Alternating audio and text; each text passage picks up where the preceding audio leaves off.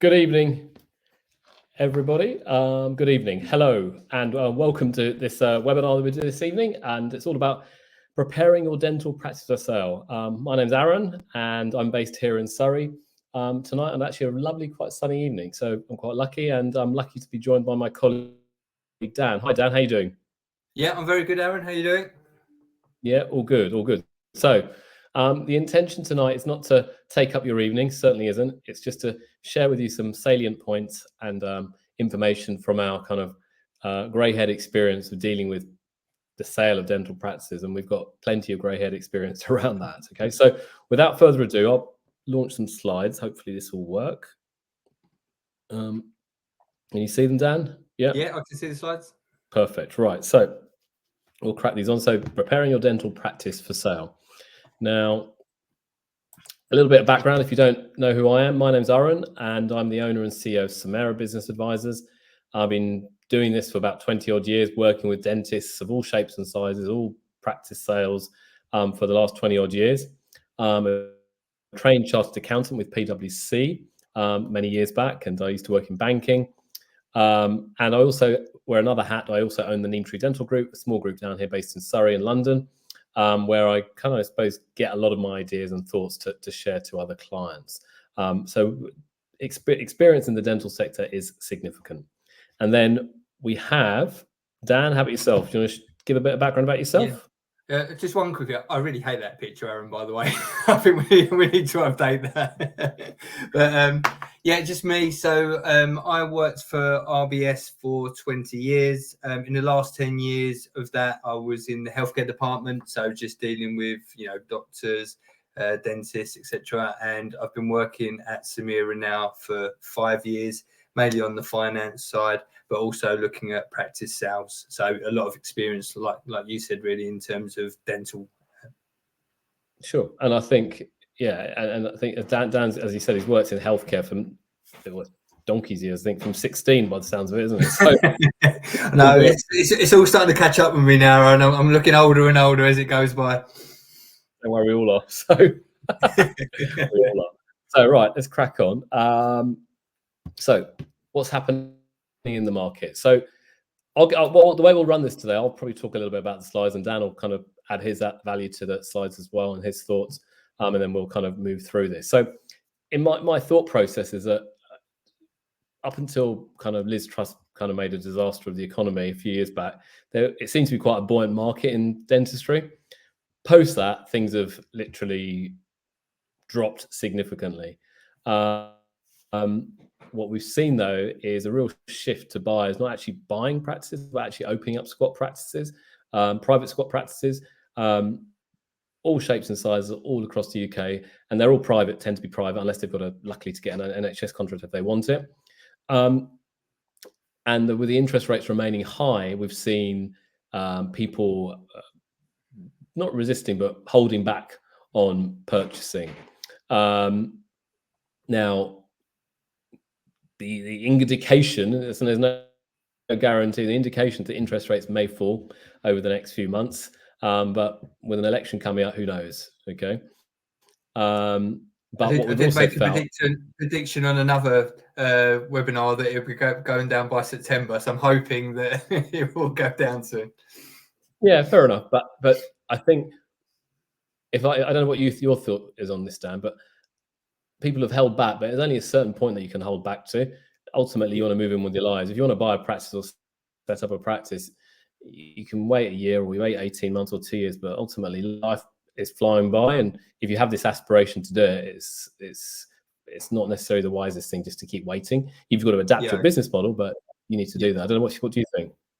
Yeah, I agree. I think we have had that sort of wait and see model, I suppose, because people have got used to that lower base rate in the past, and when obviously the base rate started moving up, people had that time where let's hopefully it would start going down. But in the past, base rate has always been sitting around sort of 4-5%. So the unusual bit was the low base rate. Obviously, what we've got now is probably more like that we've had in the past. So I agree. I think people now are accepting what the price of funds are, and moving forward, and say if you want to go to that next step of becoming a practice owner, they're coming back into the market now. Yeah. Okay. And I think the other side of the coin is that corporate acquisition has certainly slowed down. We're starting to see signs of this restarting, and they all present an argument, say, "Oh, we never stopped buying." Okay, but the reality is that they stop buying by just slowing down effectively, okay, or being much more picky, or their terms were much more onerous that sellers wouldn't sell to them. Okay, so I think, and they're exposed to the debt markets as well, and they're highly leveraged. A lot of these groups are so backed by certain private equity groups. So if they're borrowing and their interest rates have gone up, the desire to acquire suddenly slows down. So we've really seen a real change in the market behavior. But, and I do say but, having been in this industry a long time, having dealt with businesses for a long time, I think we're going to start turning a corner, assuming there's no major kind of economic shocks that come our way in the next 12 months. I think we'll start seeing buying happening again.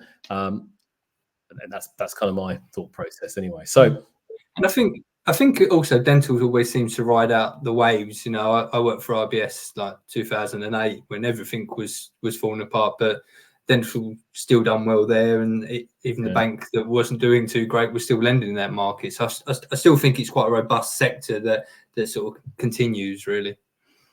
Yeah. Okay. Cool. And then, so now in terms of valuation, so historically the models or valuations would have been based on turnover as a percentage, but what we see now is everything's based on EBITDA, and that's ultimately a measure of profitability.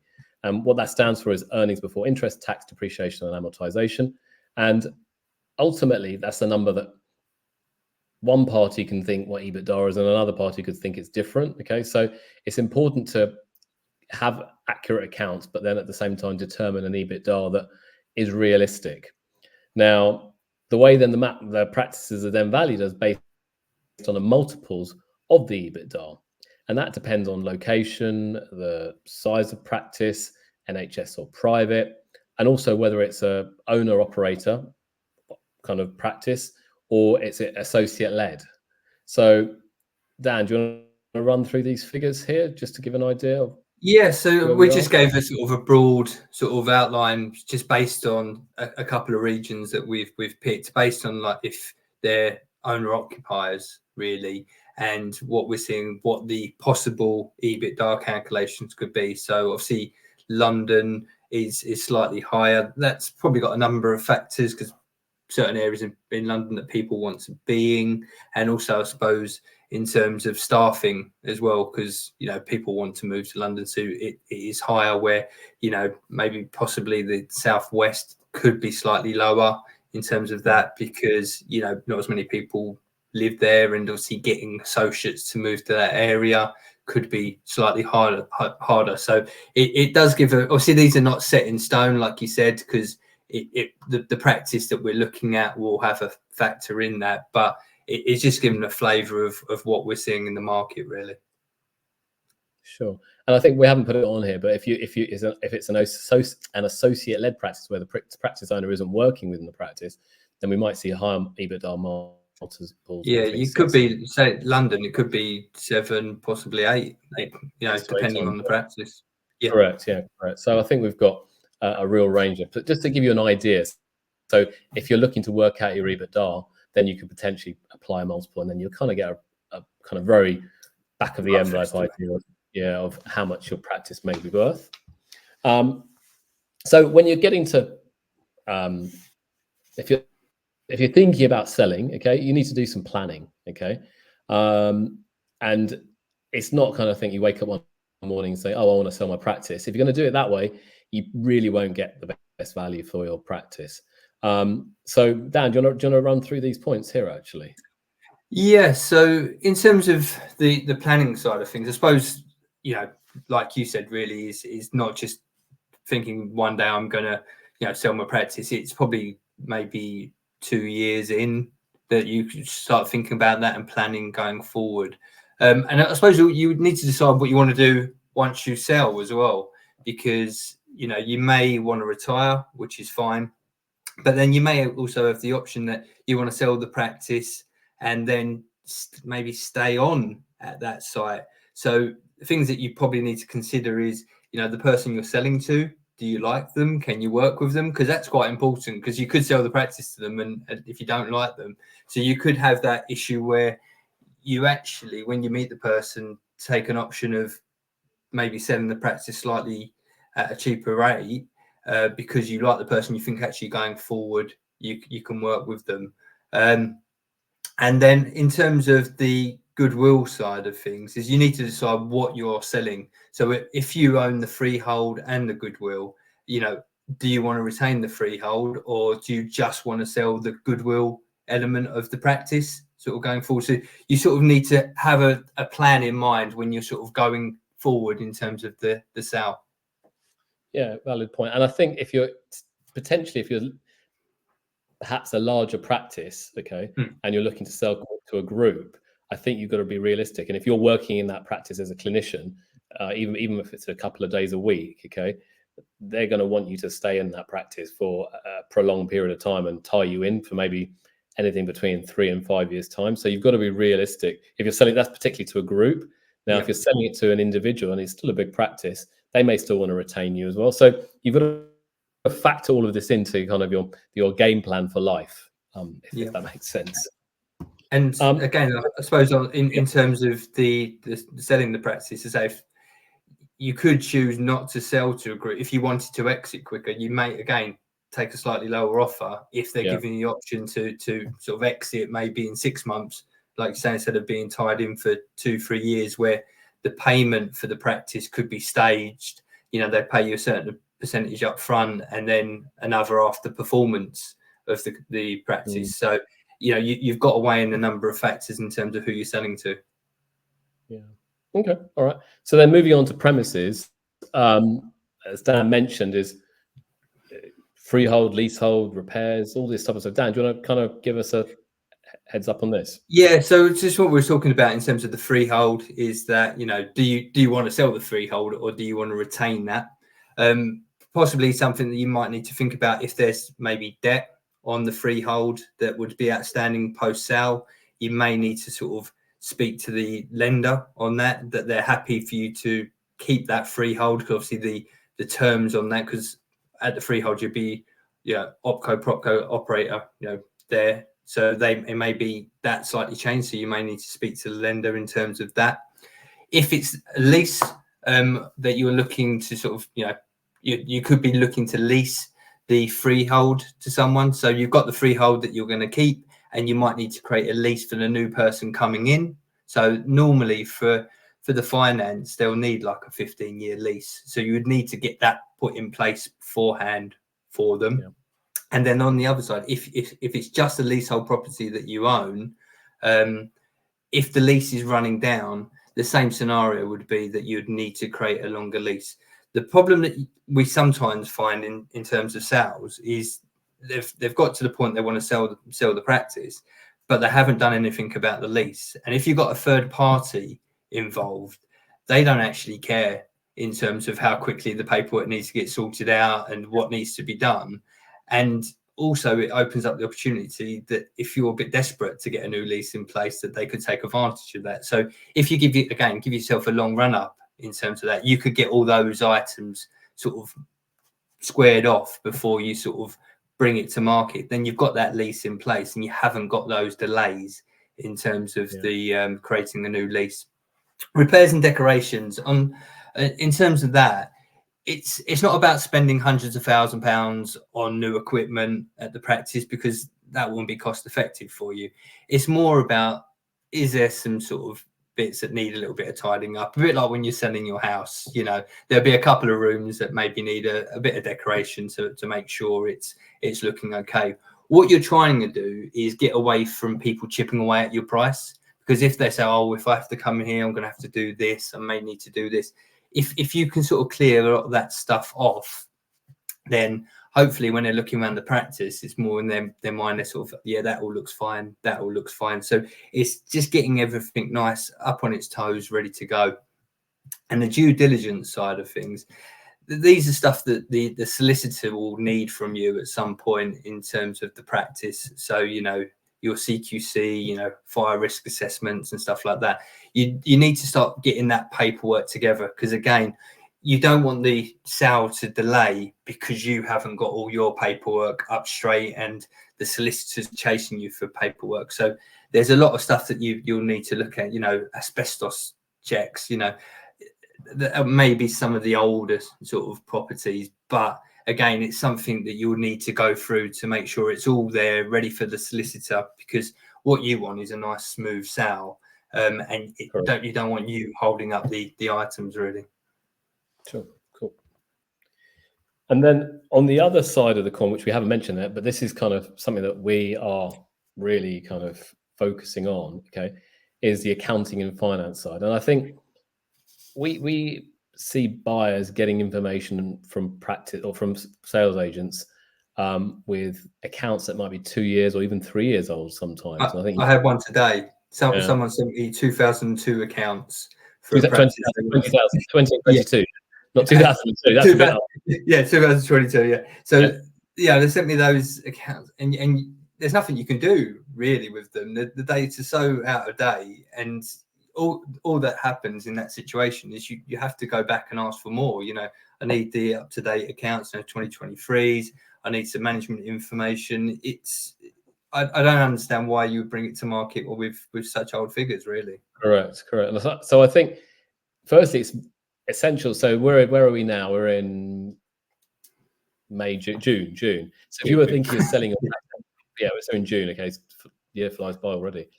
If you were thinking of kind of, I'm ready to go on and sell my practice, honestly, if your year end is at March 24, okay, I would strongly advise you have the March 24 annual accounts all done and dusted, okay, before you do that.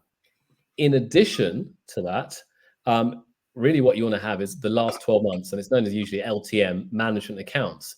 Now, if you're looking at selling to a group or anyone kind of who's got kind of investors and private equity involved, they will always look at last 12 months trading, okay, to see actually does it corroborate with, say, the previous years, because that's what they'll base their valuation on that data.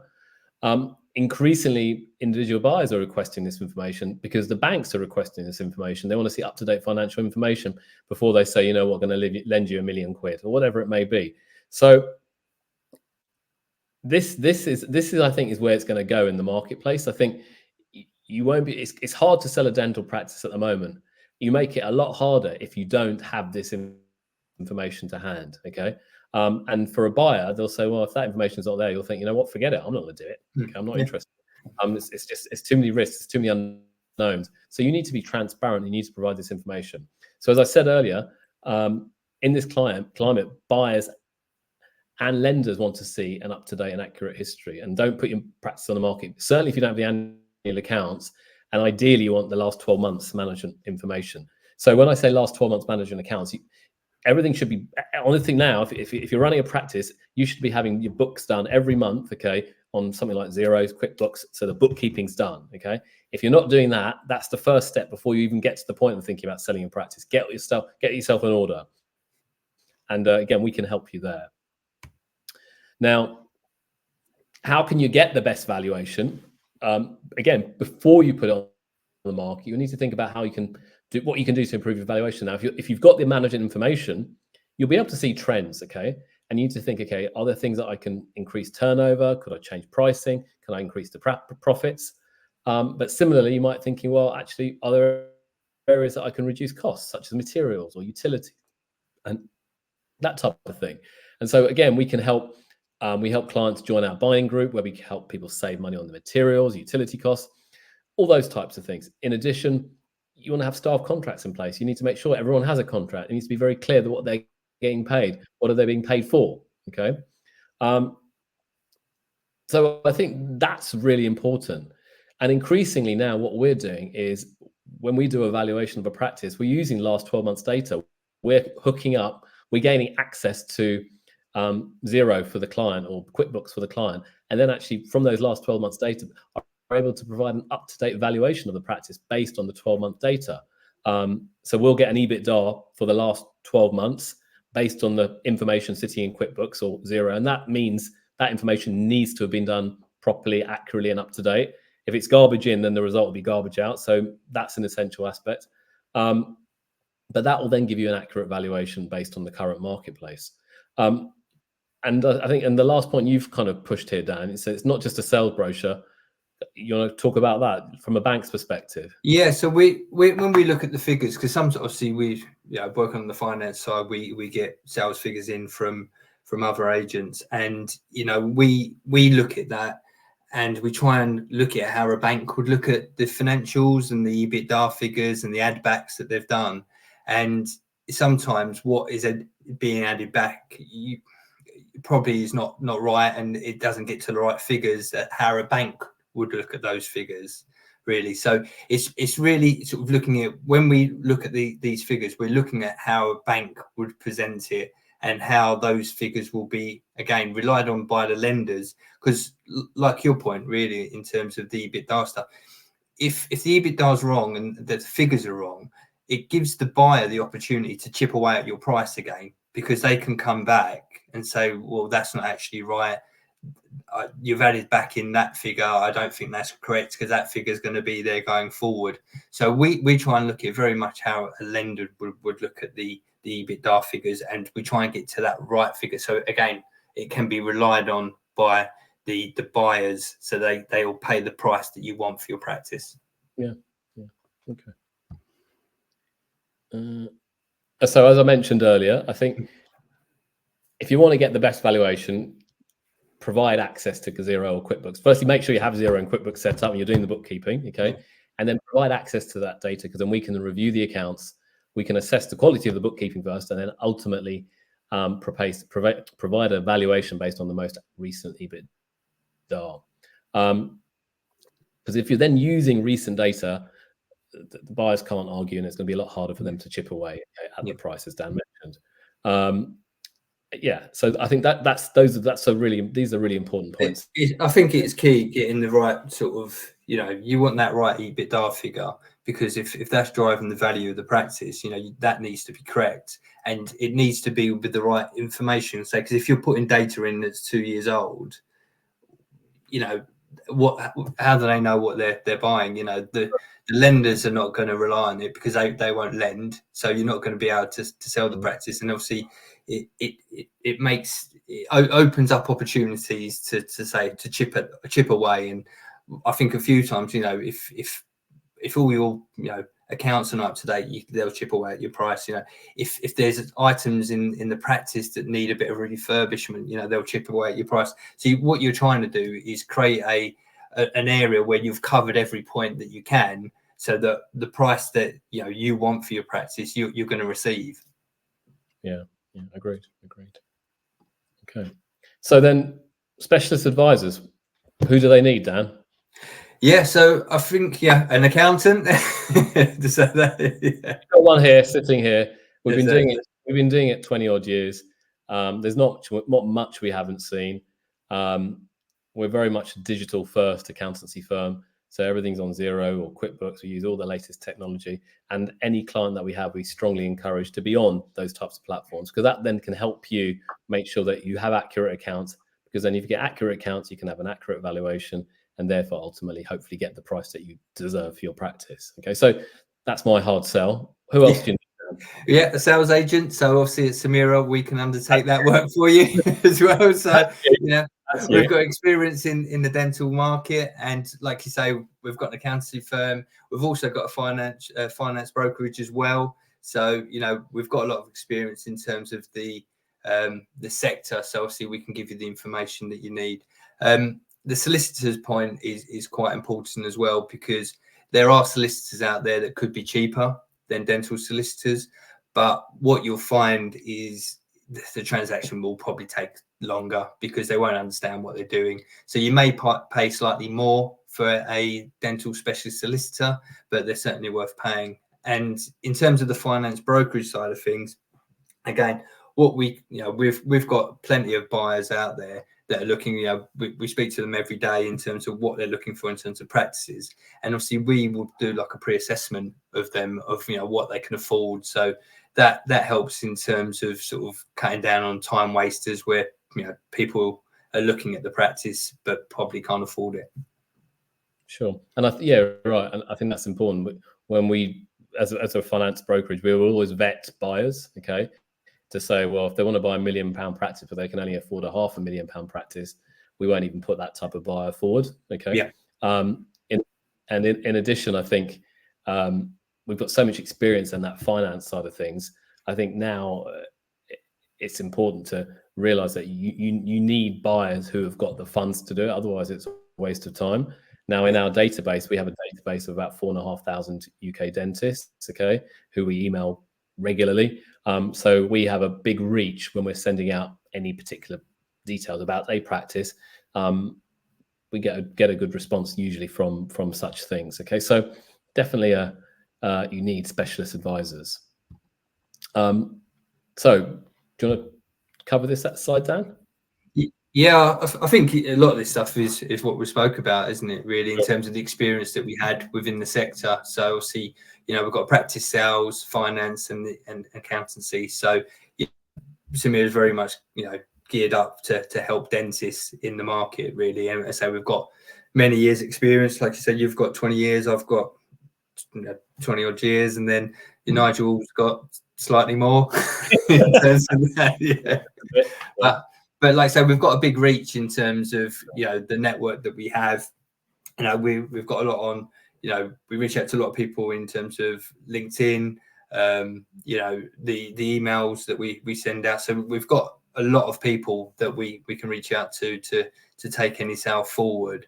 And, you know, the information that we're preparing for clients is information that we want to receive in terms of for the finance, because working with the finance team is that, you know, if I sent, say, to Nigel, if I sent him, you know, 2022 accounts for a practice that I'm looking to sell, I'd imagine he would come back to me quite strongly and say that this has not been packaged in the right way. So what we're trying to do in terms of the packaging is everything that's going out as how we would want to see it coming through, and making sure that we're covering off all the points that we need. So one, you know, you can sell the packages quickly, and two, that they can, you know, the buyers are able to raise the finance that they need. Because, you know, if they can't raise the finance, unless, you know, you find those cash buyers, which are great out there, but, you know, they will need a bank support, and they need all that information to take that forward. Sure. And I think if I give you my own experience, as I said earlier, we own dental clinics ourselves. We've sold dental clinics ourselves. And the way we've always done it is by making sure we have up-to-date management information, making sure that we have everything aligned already. And then once we get to that point, we can sell. Okay. Now you might have all that ready. And my view is, in my personal opinion, is you should always be ready to sell your practice. Okay. Because you never know who might come knocking on your door with a big check. Therefore, have these things ready, have the management accounts, have the CQC paperwork ready, have the leasing ready, all these type of things. Get yourself organized, okay? Yeah. Because you just don't know who's going to knock on the door or what the opportunity that can come around to you. Okay, so we can certainly help in that respect. What type of information do they need, Dan? Yeah, so this is, I suppose, going through everything that we would need. So obviously the last 3 years practice accounts, and obviously having the P&L in there would be great. Obviously the access to the online bookkeeping, this is something that we're really trying to push, because then we can then give real-time sort of valuations on the practice with using the last sort of 12 months data, which would be useful. And obviously that sort of feeds into the management information. Obviously, if you've got an NHS contract, you know, people will want to see that, you know, the contract's performing, you know, that you're up to date on your UDAs.